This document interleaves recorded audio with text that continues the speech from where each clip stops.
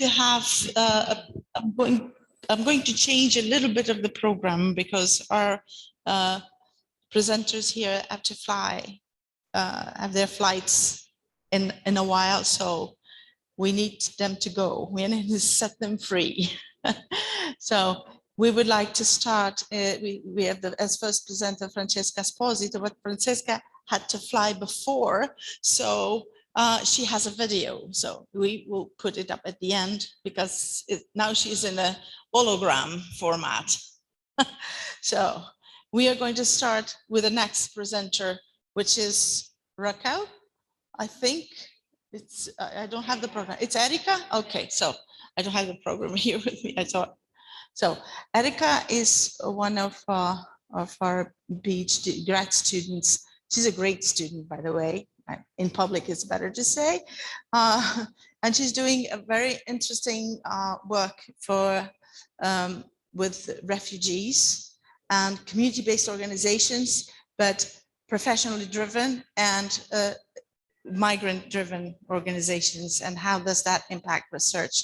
And she's going to present a little bit. Thank you, Erika, for being here.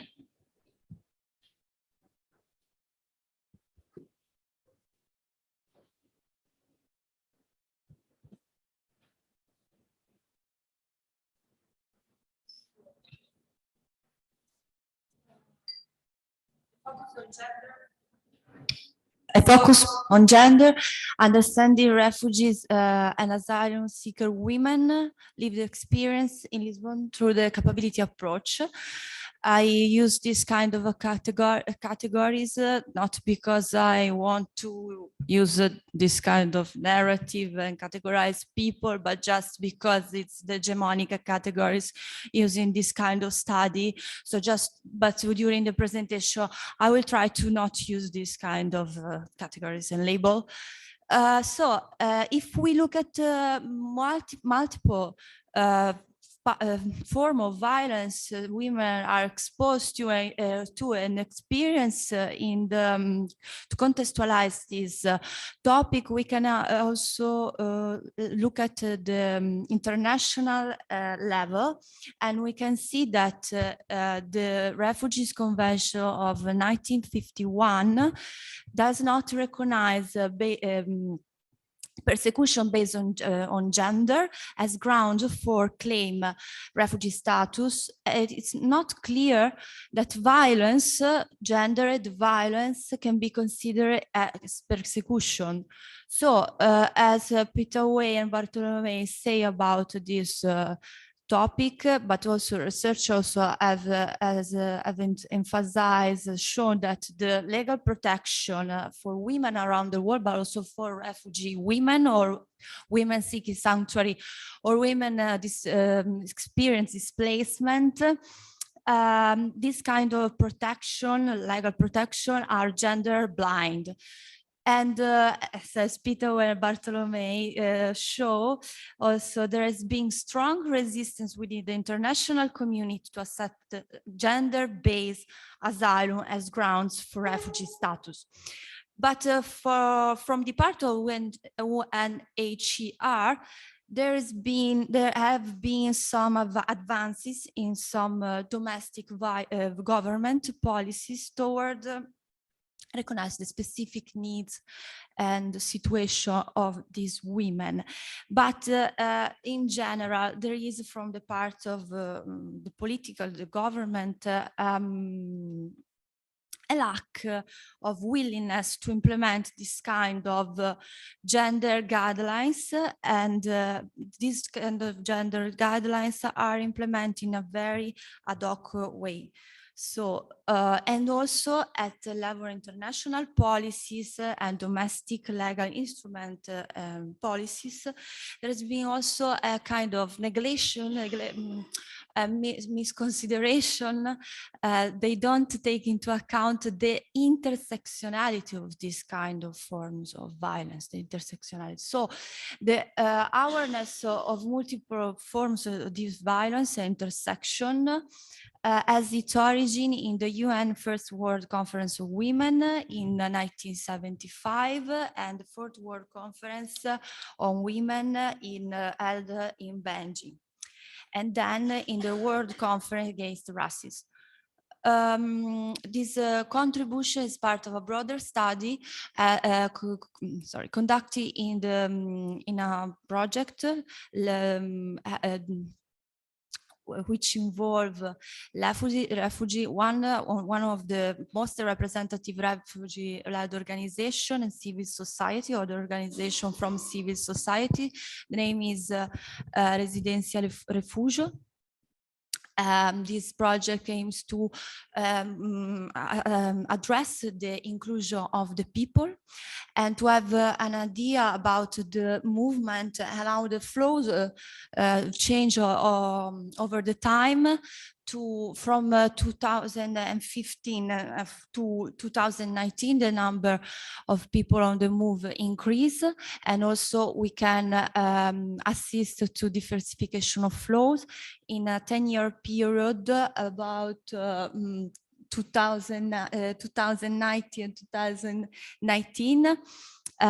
Increase also the movement, the flow of the people, and in 2018 there is an increasement in the number of people participating in this growth, and 21.9% increasement in spontaneous application for international protection. Speaking about women in 2018, women accounted for, there was an increment accounted for 35% of requests in the country, and the total number of these requests, we can see that there is a 40.8 favorable decision. A year later, 1 year later, there is a decreasement of the application, but an increasement of the favorable decision. So we can see that the policies show greater gender sensitive, but this could be also led to the risk to interpret looking at women as more vulnerable and more needy. The study, so this is a contribution, part of a broader study, exploratory study. To theoretically situate my study, I use the capability approach, which also being used in the mental health by my colleagues Beatrice Sacchetto.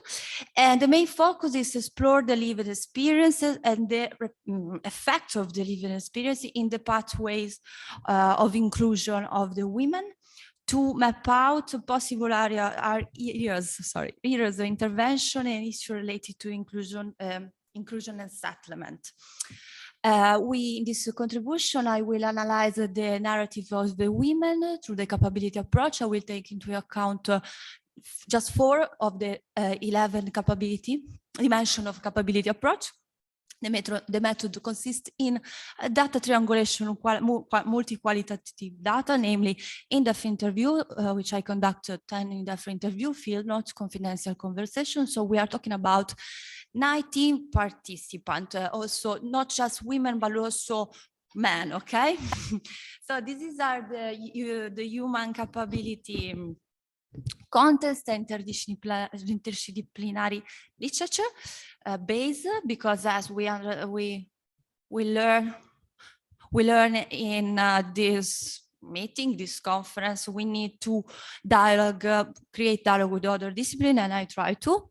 And then I will enter in deep detail in a few minutes. So we can see that gender violence affect different capability. So once isolation and marginalization is part of the settlement experience, sorry, I don't want to say this, pathway, women are more prone to go in through isolation and marginalization, because they have to face they are exposed, they experience a reproduction of gender abuses and restriction, and they are fighting in the country of settlement heteropatriarchal norms of mother country. So capabilities like interacting with the community, new places, create new relationships, which is affiliation, social connection, bodily integrity, which is about mobilization in the community, and emotional and soul is about a relationship, could be a very challenging point for some women, because they experiences the depression inside the nuclear family. As a community mediator was saying during an interview, and you can say that the woman interview, she was not allowed to go and explore the community, since her husband was near in the house with her. So in the daily life for people looking for seeking sanctuary, is very challenging also create connection with the mainstream community, so with the, in this case with the locals. And there is something very interesting, that there is a perception sometimes to feel used or mistreated, because they are seen as people are seen, also the women are seen as outsiders. So the capability, the dimension of emotion, so and relationships help us to understand how emotion in the settlement path, in the settlement condition change,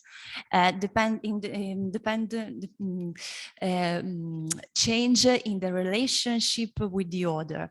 So the emotion characterize the settlement, or characterize this experience, are stoicism and self-reliance. As participants say, sometimes you want to hush it up, look yourself in a room and scream, you know, because I'm a person with my own like that. But sometimes a person get tired, hold everything you're hurt. So as Gaia Giuliana say, people looking for sanctuary as refugees and asylum seeker are constrained, are condemned to transparency, authenticity, and mutability. So it's difficult for the women in this case quit to be a refugee and be a friend. So the relationships they built are based on professional level, and don't go towards the refugee status sometimes. The gender have implication also on the control of their own environment, or this dimension is related to all the condition for a good settlement, houses or job. And talking about job, the problem is sometimes women receive job offers that don't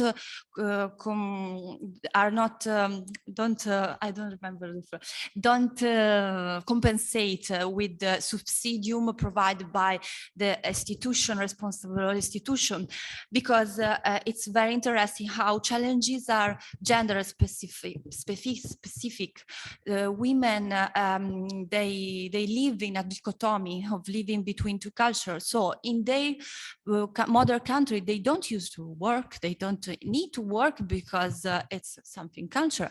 But when they arrive in the settlement country, they have to work, and most of the time they are alone with the children. So it's very challenging, and also women experience separation or loss from core expert from their former lives.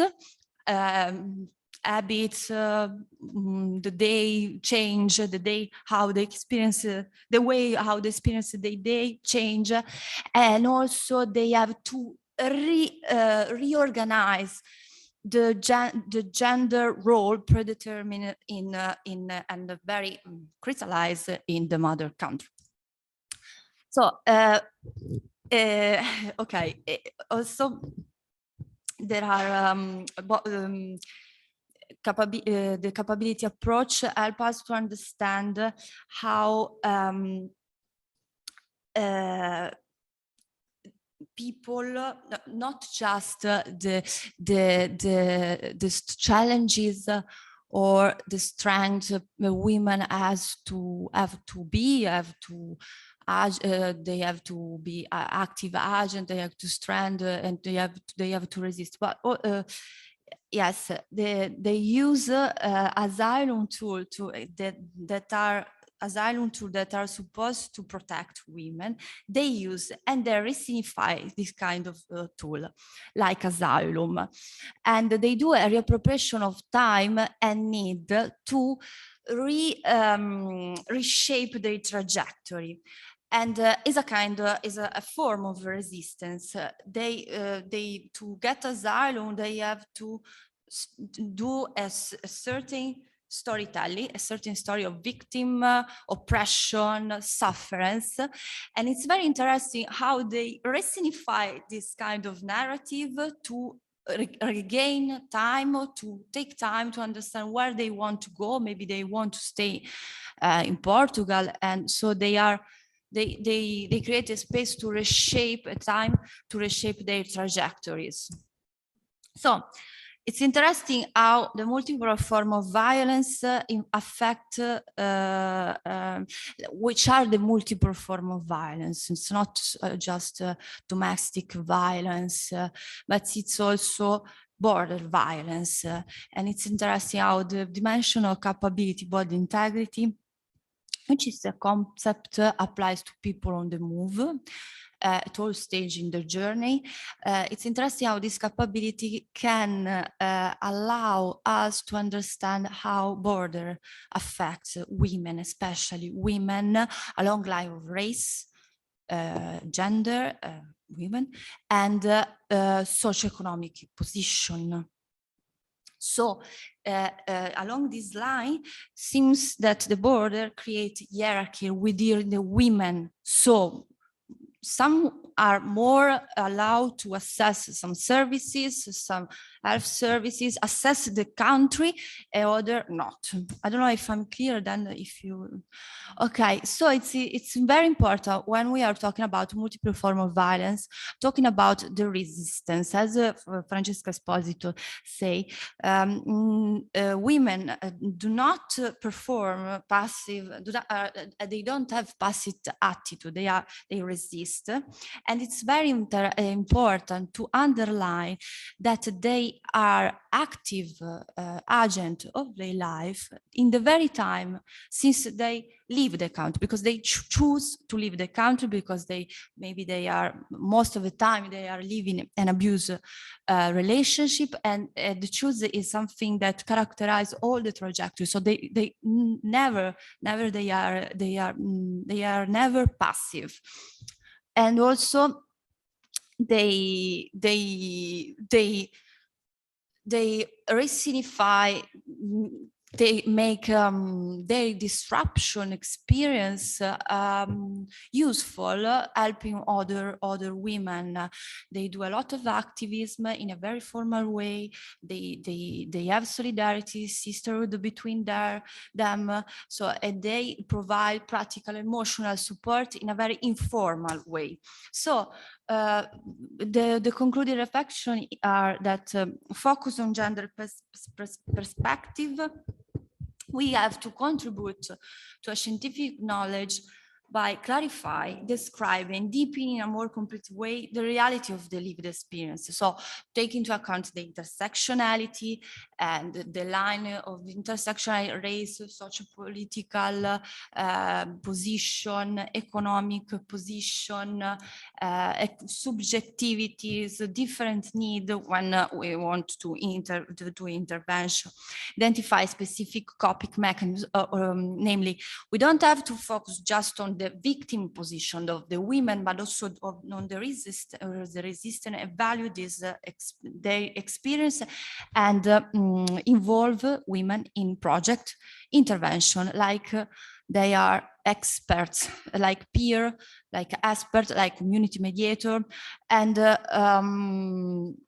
yeah, and it's very important to create connection with women and women from civil societies to join the struggle, the resistance and the issues related to gender. Maybe if it's not the same challenges, but there are connection between the different challenges. Okay.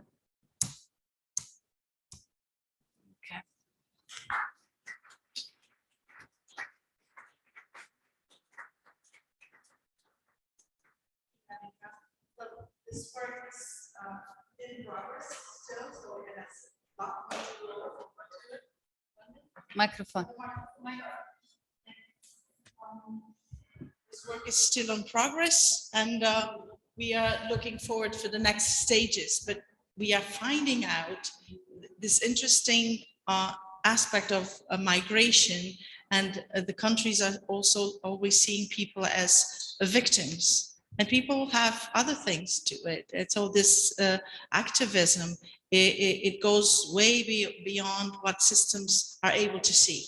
So this is a very interesting aspect of her work.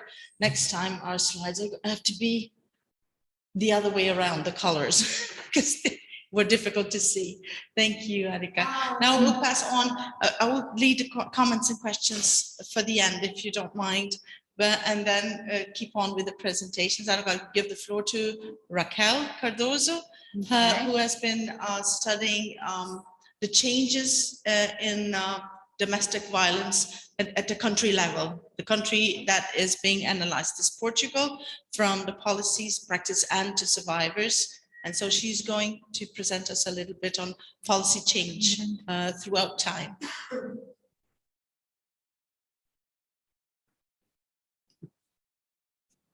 Now I'm going to meter you because you're the most dangerous of them all.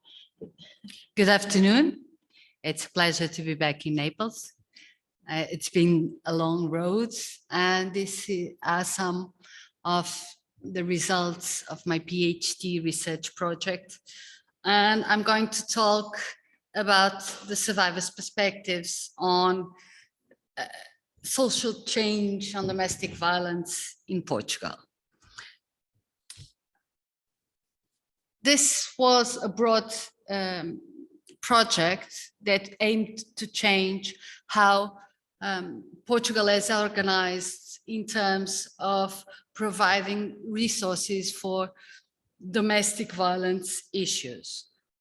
And we can understand that the main areas of concerns were around national policies and guidelines, legislation, prevention mechanism, protection mechanisms, both for survivors and also which kind of services and mechanisms were put in place for perpetrators, which were the resources, the community-based resources and the governmental agencies that were put into place, what is the formal response to those situations, and which procedures exist, and what kind of research has been done in Portugal since the early 1990s. Okay. We did also several levels of analysis. We studied services and practices, the communities, social conditions, and also policies.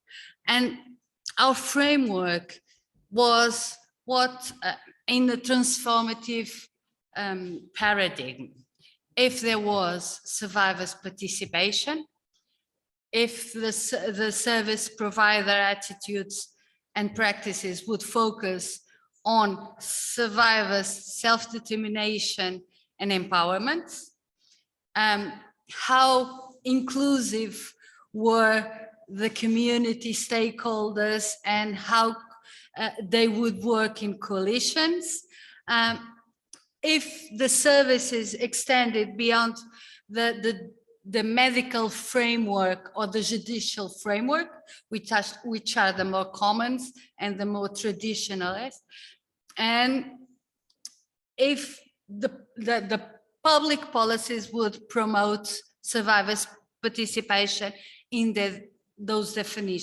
definitions of those policies.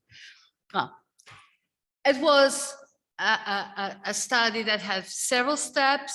We started with documental collection, all the documents that were produced, well, almost all.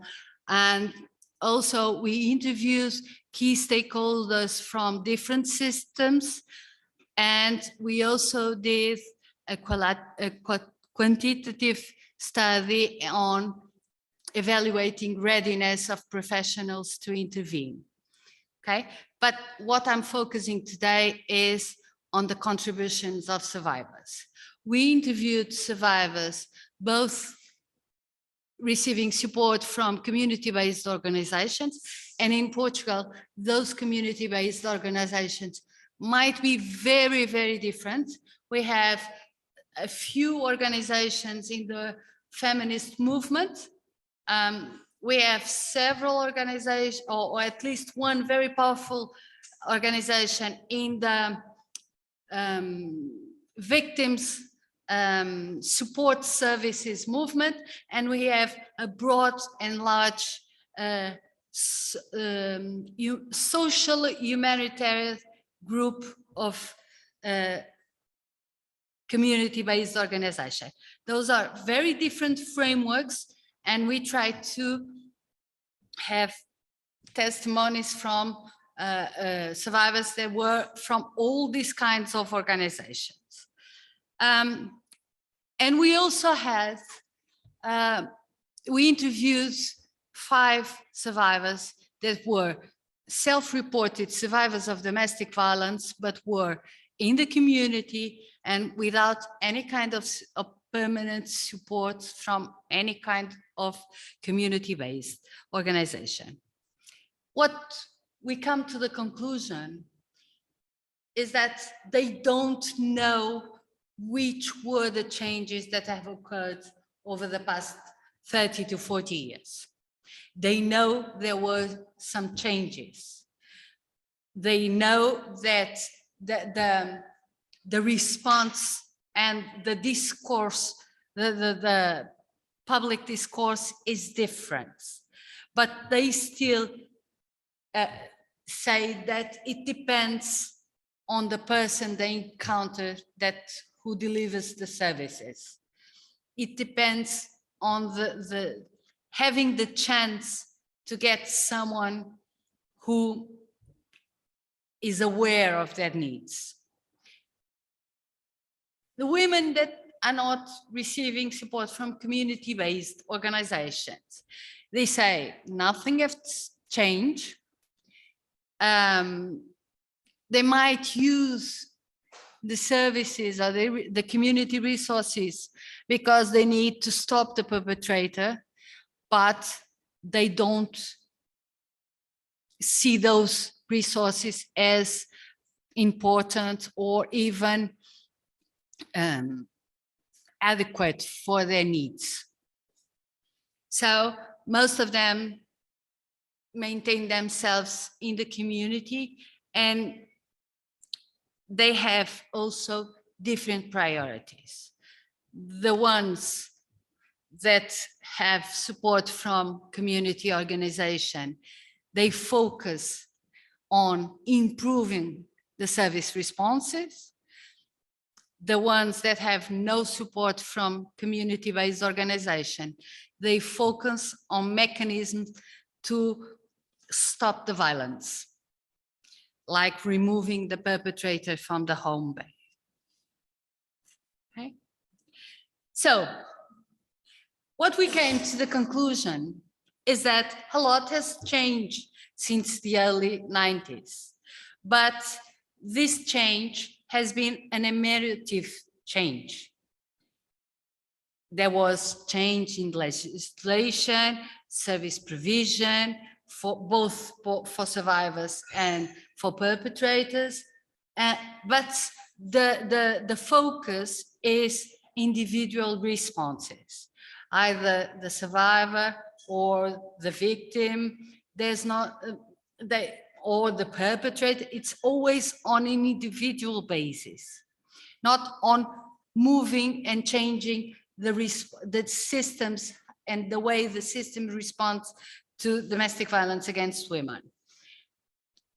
The aim of transformative change is to have survivors' participation in all levels of decision, both at an individual level, so the priority of the intervention is defined by the survivor and not by the profession or by the advocate or by the lawyer or by the judge. That the settings where they come to are innovative, to ensure that the diversity is tackled, but also promoting empowerment of survivors of domestic violence. Okay, I'm coming to them. There should be more community coalitions being organized all over the country. There's a very few experience and not very survivor center. They are more professional centers, and there should be an improvement in deploying community resources to develop and integrate survivors' social conditions. So, what we have for the future is that community-based organizations are important, are fundamental to protect survivors, but they must implement outreach program in order to go to the community and be useful in the community, not staying away from the ground, the ground-based setting. Many, also in our research, many professionals need to improve their ability to intervene, and they have to have further training, because it makes a difference being having a professional that knows how to intervene. And we have also that despite an improvement in collaborative approaches to this area, it has to be built a more networked intervention. Okay, and the system has to, all the systems have to work together to empower. And I would say that to believe in survivors. Okay, thank you.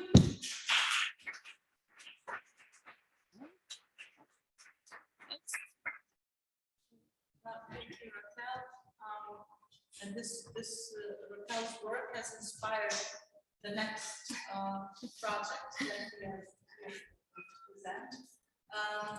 And that has been a project to overcome one of the issues of transformative change, that women being part of the system as consultants. So Raquel's work has laid down the grounds for the project, and this is the result of the results of the grants, which is some European funds related with Norway, Liechtenstein,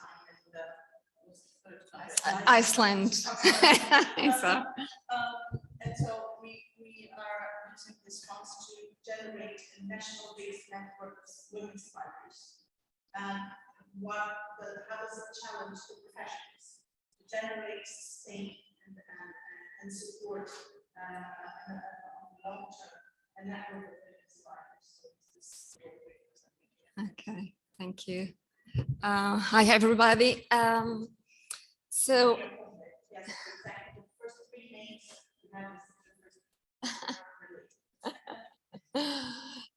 so I'm very glad to share with you the main results of ongoing project, which is called peer network, Rede de Pares in Portuguese, and it addresses the empowerment and participation of women survivors from gender-based violence.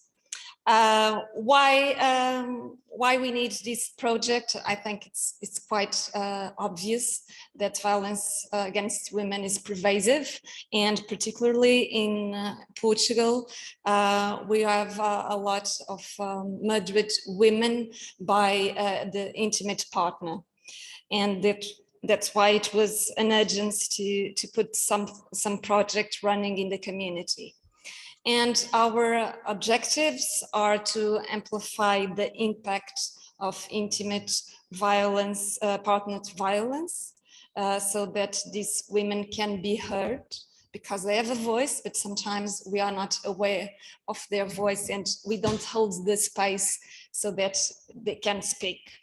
And also to foster the knowledge that these women have with them from their experiences. And also to disseminate a new resource that are these networks of women that are self-representatives. They don't need a spokesperson, they are their own spokesperson. And finally, of course, to contribute to the prevention of all these situations. And so our main purpose was to promote the empowerment, the participation of women, mainly with a migration background, who are survivors for any form of violence, discrimination, harassment. So our participants are women, especially 10 women from several countries, namely countries that have an historical and cultural link with Portugal, which is Brazil, Angola, Guinea-Bissau. And all these women are workers, are mothers. Some of them work with night shifts, and so they have a very busy life. And we meet with them every month in a schedule that was adequate for them. And we met their children because all of our meetings were online. So we got the opportunity to enter in their houses. And these women were selected by our partners, grassroots organizations, NGOs that worked mainly with migrants. So in this project, in this coalition, we involved 3 local-led organizations in several locations of the country, in the south, in the north, and of course, women with an Icelandic partner. And ISPA, the university, is the coordinator of this project that is still running until the end of the year. So we used mixed methods for the data collection. We have also here the contribution of a student, but I would like to focus our presentation in the focus group collecting and also the thematic analysis. So we did about 19 focus group during almost 2 years, and we tried to foster a discovery about what were human experience, these women experience with navigating in the systems of social welfare, health, justice, how they were mothers, and so how did violence affect their relationship, their stability with their children, and also we tried to get solutions from them so we can prevent that other women could go through these kind of situations. We did just one face-to-face meeting.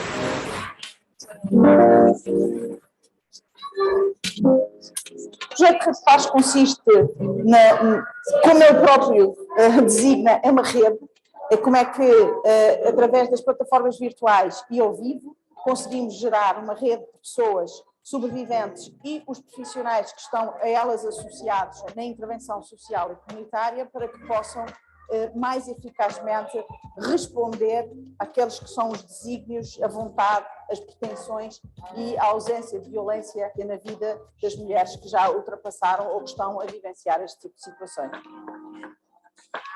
Estamos neste momento a desenvolver uma rede de mulheres sobreviventes de violência para que venham a informar os sistemas de política pública, os sistemas judiciais, os sistemas de saúde e os sistemas de intervenção social e comunitária para que possam mais eficazmente responder às necessidades, aos valores e às pretensões das mulheres sobreviventes. Houve aqui uma vantagem, porque em vez de uma rede mais centrada apenas nas parceiras, conseguimos uma muito maior dispersão territorial. Então temos mulheres do norte, mulheres do centro de Portugal, mulheres do sul, e hoje aqui foi uma oportunidade excelente para conseguirmos congregar diferentes perspectivas, diferentes áreas, incluindo a arte plástica.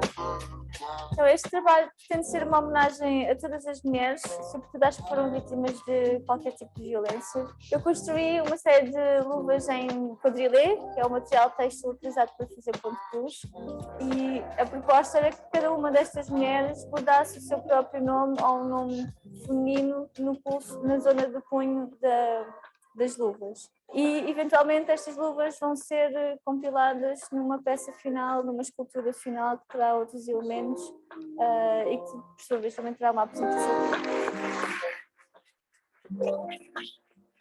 Eu achei interessante ver como é que seria possível criar uma rede em que existe um processo não só de empoderamento das mulheres, mas também dar-lhes a oportunidade de serem elas depois a ficarem encarregues das suas próprias ações, e acho que é um projeto que deve ser tido, criar-se uma rede de parcerias tão forte como aquela que existe neste momento agora aqui na Rede de Pares.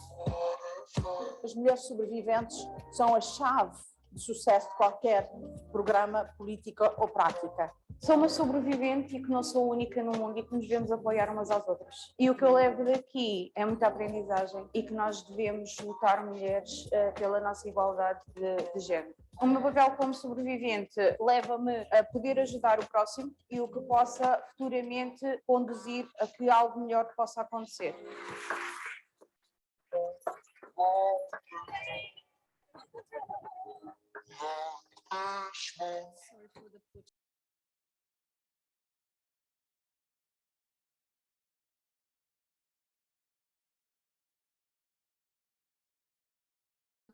As Raquel was saying, and not the survivor, we have to give all the information so that the survivor could make the options that are adequate for them. And also we should try to focus not only in crisis intervention, but to have the time to think and to plan positive and lasting changes. And finally, we understood that when communities are aware of the question of violence, they have the ability to act and to prevent these situations. This was a huge project. We involved more than 600 people in all this training, design thinking, prevention activities in school. And as you saw in the video, we performed an activity that was not planned. One of our survivors, our consultants, was an artist. And so we had the opportunity to collaborate in an installation of art that you see. It is a kind of mixture between the smoothness of the woman and also the strength that are symbolized by the box gloves, right? And also we did edit and released some publications, one prevention programs handbook and other handbook concerning how do we build this kind of networks of women survivors, self-representatives? It's an empowering context, but an empowered also context. Finally, with so many hours of contact with these women, we collected lots of stories and very rich stories. We did a thematic analysis on these kind of narratives, and we reached 4 main themes, which is the role and power of the knowledge from the experience. These women knows every system and know what did go well and what could be improved. They can evaluate, they can assess the system's effectiveness, and they can give suggestions to the policymakers, and they know exactly which services need to be articulated so they can provide an holistic approach to violence. And finally, of course, lots of contributions regarding action and prevention. Finally, some brief conclusions, because the project is still ongoing. So we have to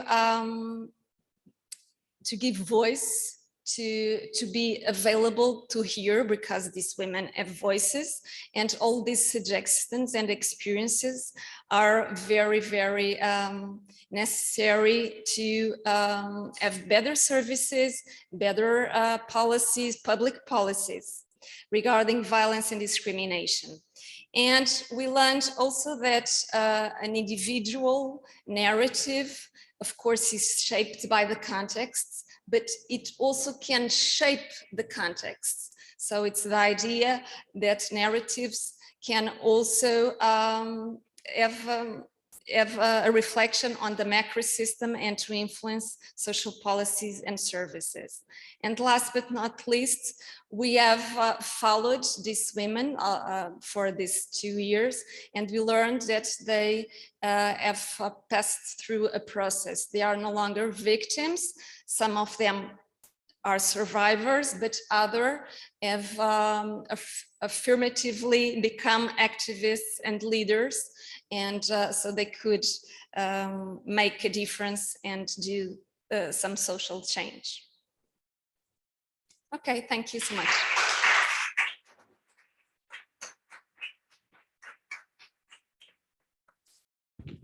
If there are any questions or comments to be addressed. Yes, Megan, please go ahead. Thank you everyone for your presentations. That's really, really interesting research. I just wanted to address just a question to Erica. I was wondering, did you notice in your research anything about the cultural expectations of Portuguese society towards how women should behave in terms of their developing connections with the kind of integration expectations, for want of a better word? I noticed in a little bit of work I did recently that a lot of Irish people had expectations of refugee women to make connections locally, but they had been cut off from their familial networks and their usual ways of connecting with people that they would have done back home. They aren't available to them. So it was a bit of an unfair expectation that Irish people had, that they should just kind of make connections like an Irish person would. So I wondered if you had any similar kind of experiences.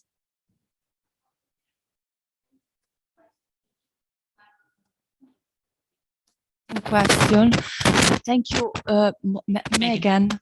Doesn't work. And complex because from the civil society, I notice, like the project I conduct my study, I noticed that there is an open mind approach, like there isn't expectation. For example, in these days, they are organize a space for a woman to have her space, her time alone, because it's but part from the woman, the singular.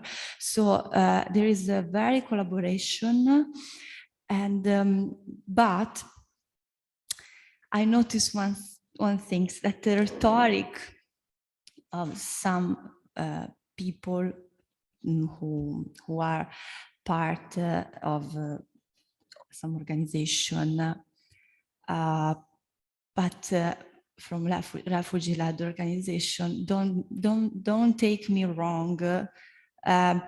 They men, I think they interiorize, they still have this kind of patriarchal value, speaking about women. Yeah. No, they interiorize the best good practice of the institution. So people as right, but as to behave in a good way. This was from the beginning. Then the rhetoric changed, and because the refugee-led organization has a very difficult position. They are in between institution and people. They have to be responsible of many emergency situations. So I'm not, I don't feel to say yes, to point the, you understand, this logic change with experience. And maybe sometimes there is a rhetoric like this, people has to behave well, but the rhetoric change because sometimes to have a freedom to act, you have to do a coalition, to have to interiorize some kind of rhetoric. With the civil society, I didn't notice this kind of expectation. No, I didn't notice, and neither from the people who are experience displacement. No, I didn't notice this. They don't interiorize. They make the point. They position themselves in a very good way, strong way. They don't interiorize this kind of expectation. And I don't know if I say if I said something wrong. What do you think? Makes sense? Makes sense?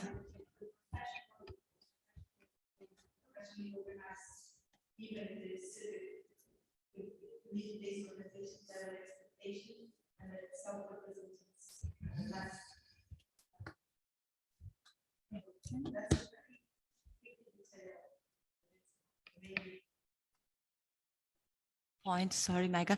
I use the capability approach to switch this point of view.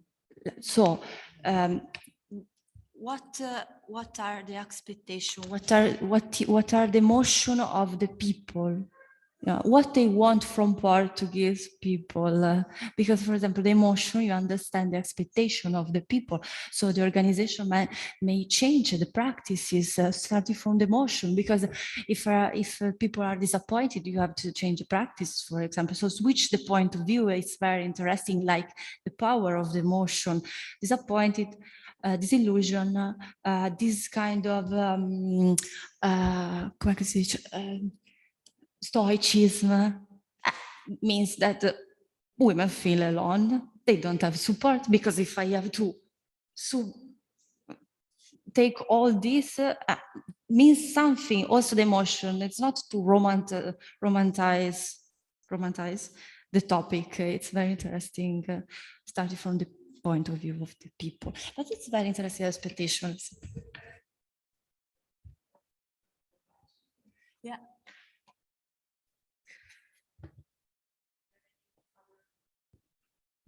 Comment or point, then we should release them, see a video, and take a coffee for the afternoon.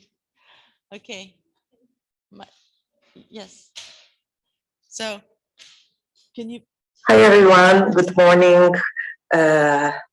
Very happy to have opportunity to present you, even if remotely, a brief, give you a brief glimpse of my work.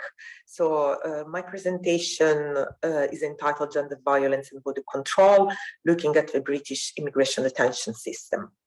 My work has been focusing on immigration detention, which is an administrative forms of confinement, targeting people who have irregular immigration status or who are trying to regularize their situation but are not regular yet. So in the UK, just to give you a sense of the context, the immigration detention system, it's quite it's quite extensive. There are at the moment, 7 immigration removal centers who are called immigration detention centers in different parts of the country, but there are also residential short-term holding facilities, pre-departure accommodations, and several holding rooms run by border force in ports, airports, and at reporting centers across the country. My work has been focusing mainly on immigration removal centers who hold women. In particular, I've been doing my work in Combrook immigration removal centers, where there's a short-term detention unit for women called Sahara unit, as well as in Yarsud immigration removal center, which until August 2020 has been the main detention center for women in the United Kingdom. It's important to say that according to the Oxford Migration Observatory, more than half of the people entering in immigration detention have sought asylum at some stage during the immigration process, including while in detention. And this trend has been consistent throughout the years. So often when we speak about immigration detention centers, we have this kind of imaginary of people who maybe have committed like crimes or I don't know, have done something wrong, but actually a lot of people who are trying to seek asylum end up being confined in these sites. It's also important to say that women are usually, like the majority of people in detention are men, but also for this reason, the experiences of women have been very much overlooked, so that some scholars have defined women as a silenced custodial population. And this is because, of course, they are less in number, but it's also because traditionally research in this field has been characterized by a male-centric gaze. So I want now to share with you very briefly some funding from my work, which involved like fieldwork in detention, conversations, participant observations, and interviews with women with experiences of detention, as well as with practitioners and human rights advocates and activists working in this field. So Precious, of course, it's not her true name, a woman I met. When I asked her, and do you think it's different to be detained for women than for men? She replied to me, we women, especially when, you know, you've been abused, and most of the time it's us women who are abused, and most of us who are in detention, we went through domestic violence. Yeah, and then when you're there, because obviously that place is the removal house, and you're there because you can be deported. And the such the man I can be taken to is that man that abused me, you know, and this drives you crazy. And I think this quote is particularly significant to highlight like the gender dimension of people's experiences of immigration detention and the importance to look at women's experiences through a feminist kind of lens, intersectional approach, in order to understand how gender come at play in shaping like the experiences of confinement of these women. So similarly to Precious, the majority of women I met in detention have previous experience of gender violence, including sexual, domestic, and reproductive violence. And these experiences happen both in the countries of origin or while they were in transit trying to reach their destinations, European destinations or overall destinations in the global north, but also like in the countries they arrived. So in this case, for instance, in the United Kingdom. However, these experiences of violences are very rarely acknowledged by by state actors. So, for example, Precious again told me that when she spoke with immigration officers, she told them about her experiences of domestic abuse, serious domestic abuse she experienced back in the country of origin. She told me, they said, immigration officers, they said they believe from my scars, from my story, they looked around it and they believe I was a victim of torture, but I don't qualify for humanitarian protection, something like that. Thus, of course, I asked her why was the reason, like what reasons were given her. And she told me there was some reasons they gave me, they wrote them down, even though they believed me, but they feel like this protection can be protected back in my country. So if I go back, they don't think I can be in any danger. So again, Precious' account, it's not unique to her experience. A lot of women just had experienced gender violence, but often these experiences are not acknowledged as a ground of protection. Often women are not believed because they're not able to provide proof of the evidence of the violence they suffered. Because of course it's very difficult to have evidence of it, like domestic abuse, for instance, but also even in the case where they're believed by immigration and state authorities, as in the case of Precious, they still don't qualify for some kind of protection. For instance, a reason which is often used is that women can be protected in the countries of origin because the violence, the abuse they suffered was a private one. So maybe it is just enough to change their city of residence in order to don't be at risk. And of course, this is not true because, women don't feel safe in those countries and they can still be at risk. But another important finding coming out of my project is that not only women's experiences of gender violence are not acknowledged by institutions and state actors, but often the experience of detention actually work as a trigger and reactivate the trauma that women suffered in their previous experience. So for example, Berta told me, yeah, I feel like, I went through a lot in my life. Sometimes the stuff working in the night time with keys, and that reminded me of my past when I was broken inside the room, It's sometimes I can't sleep at night because it's like bringing me in my past or so. And again, this is very meaningful, but also not unique of the experience of Berta, because a lot of the women I've been speaking with actually told me how the sounds of the key and the steps of center staff at night really reminded them of their past experiences of abuse. And this was very traumatizing. So it kind of reactivated and compounded the trauma they already experienced before, the gender trauma they experienced before in their experiences of victimization and violence.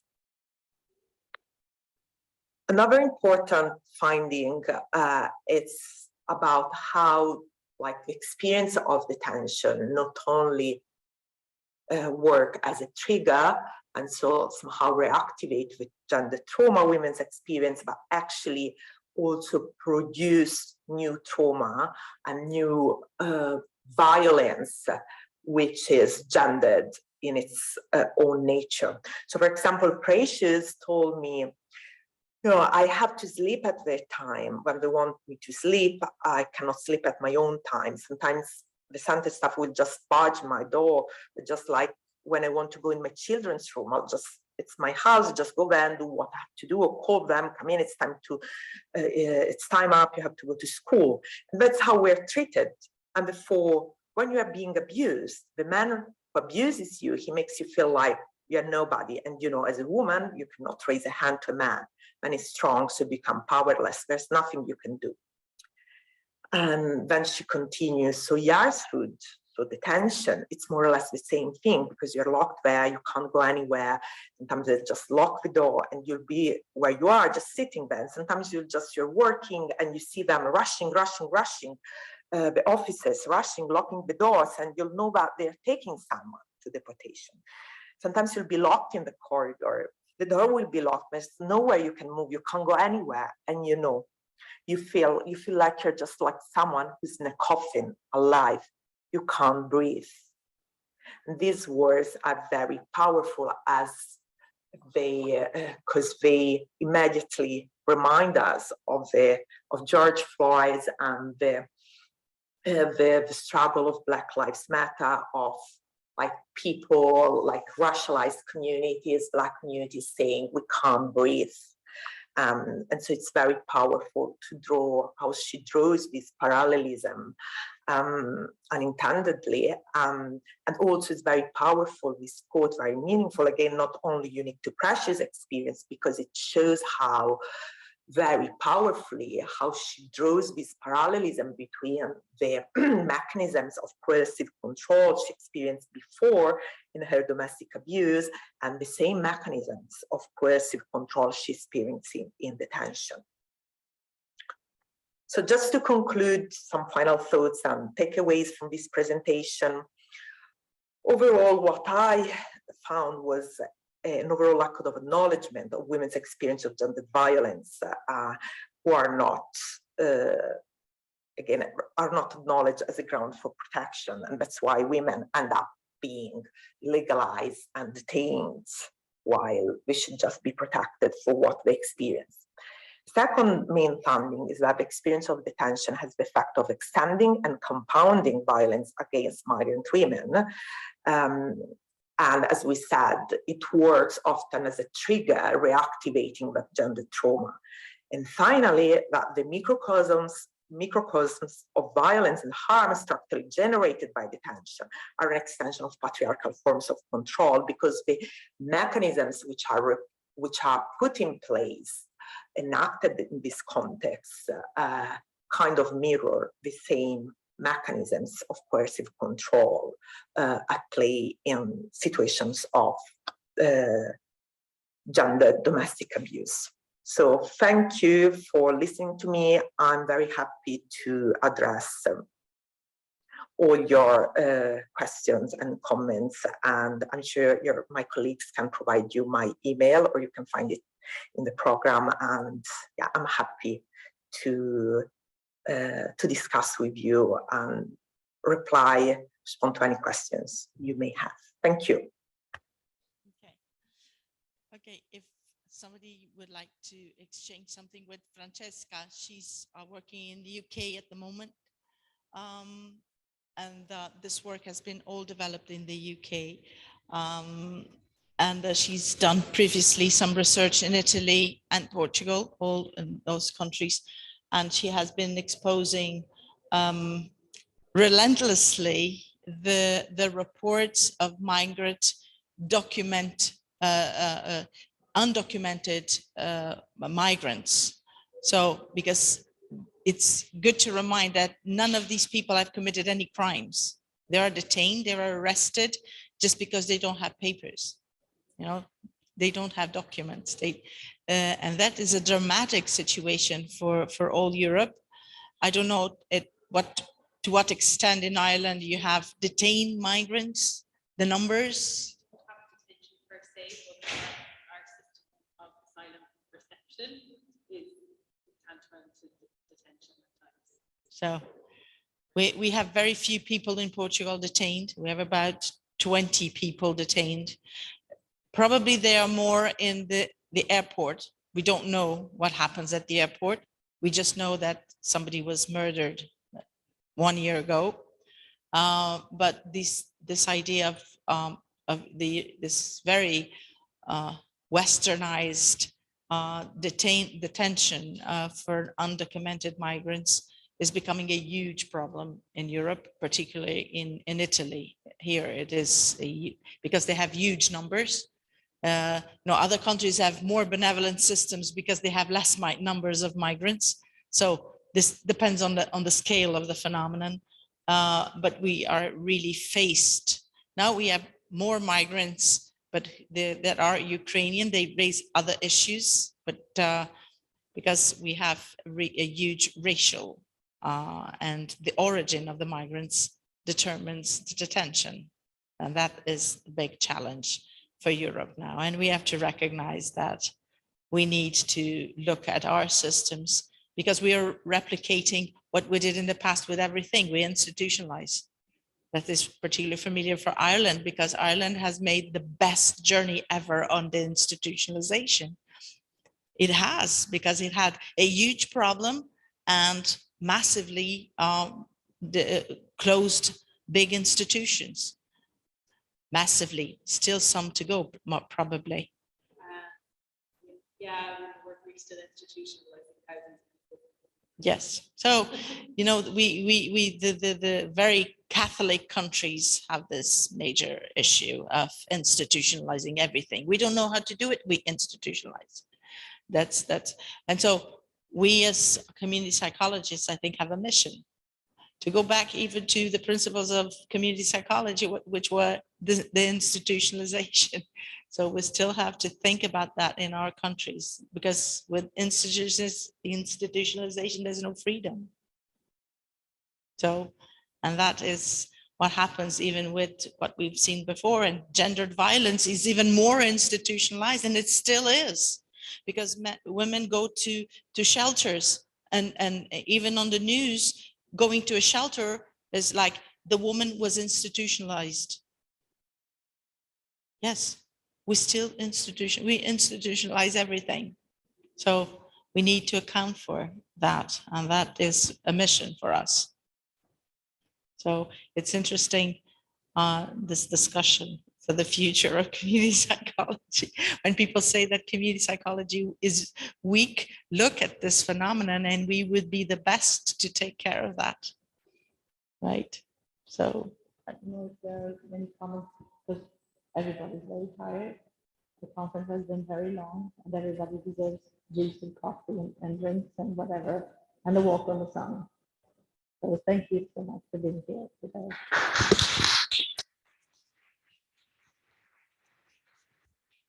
Okay.